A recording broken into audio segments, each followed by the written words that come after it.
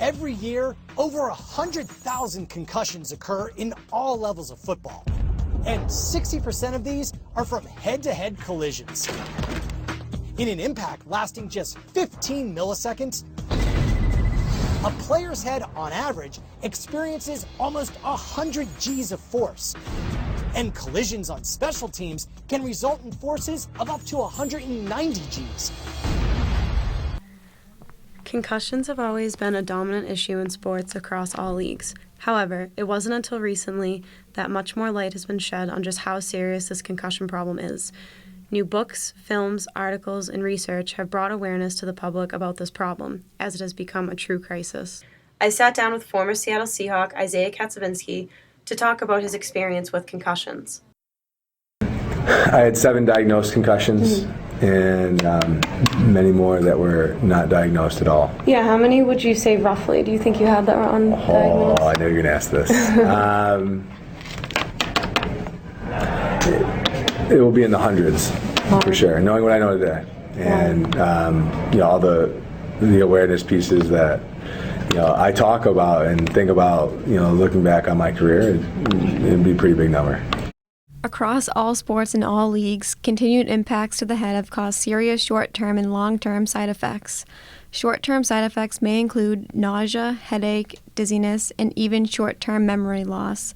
However, with repeated blows to the head, it has been found that long-term effects can be much more serious. Many NFL players end their careers experiencing memory loss, aggression, depression, and show signs of dementia.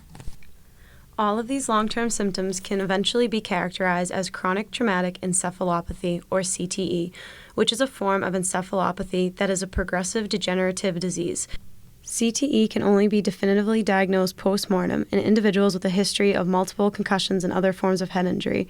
CTE has been identified in the autopsies of former NFL players such as Junior Seau, Mike Webster, and Terry Long.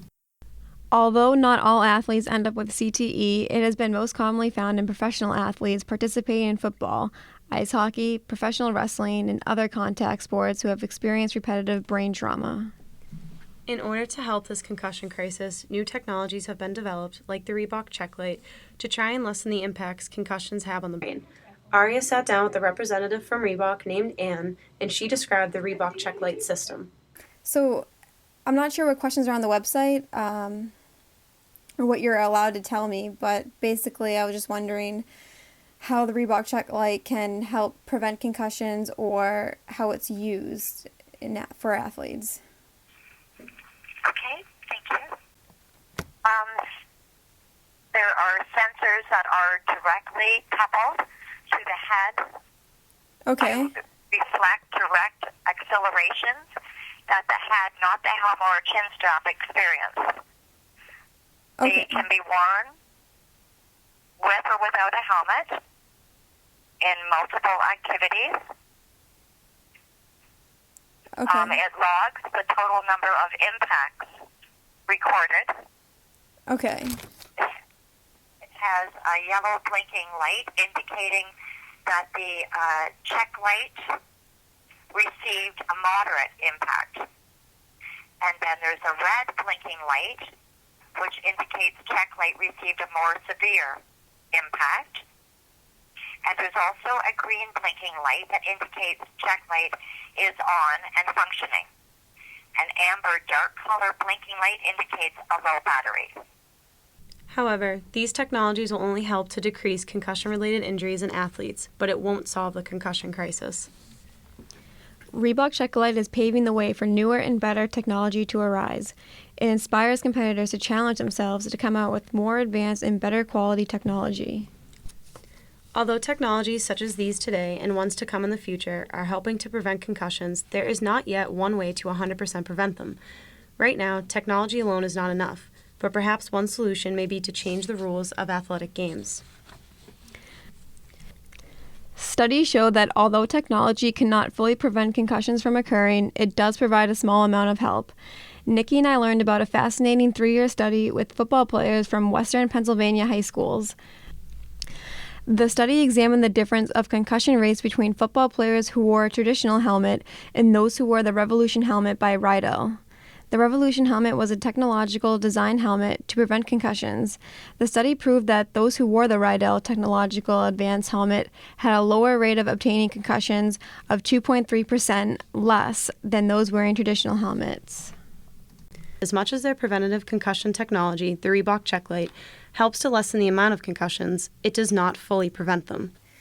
Wow, it sounds like it really can help prevent concussions. That's good.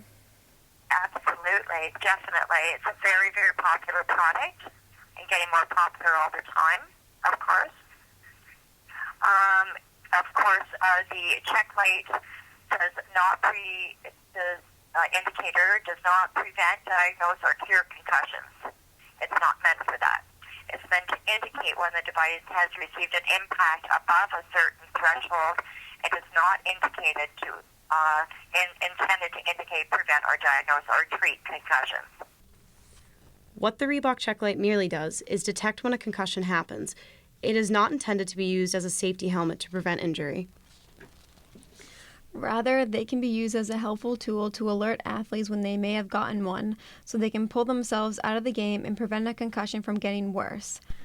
Also, by knowing the force a concussion causes through the lights on their helmet, athletes can learn how hard they're actually hitting someone and how this impact may cause a concussion.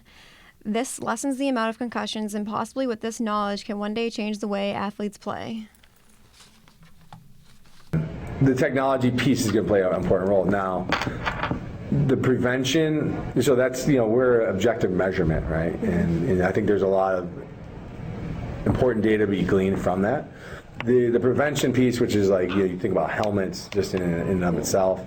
I think it will continue to evolve, and you look at, like, there's some really cool technologies being involved on the material side of, helmets and force of impact and limiting that. And you think about, there's some cool technology on being able to meet the force that's coming in with a force equal and opposite, to be able to essentially give you this zero force distribution piece, or playing around with different things like viscosity and being able to dissipate energy that way. There's some cool pieces, but in the end, there's only so much you can do to change that rate of compression, especially like massive impacts. So there has to be a way, I guess I'll go back, be able to change behavior and have guys play a safer way. And again, I always say this, like, I'll say it to a lot of people,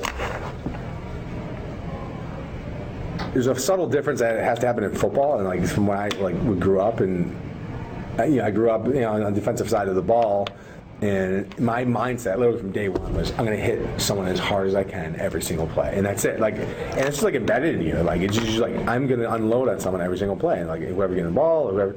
Instead of saying like, I'm going to line up, I'm going to tackle the guy with the ball, I'm going to bring him to the ground, which is like, it's very subtle, but it's like very powerful, and it's like, it's just a different way to play, and it's a way it's got to go.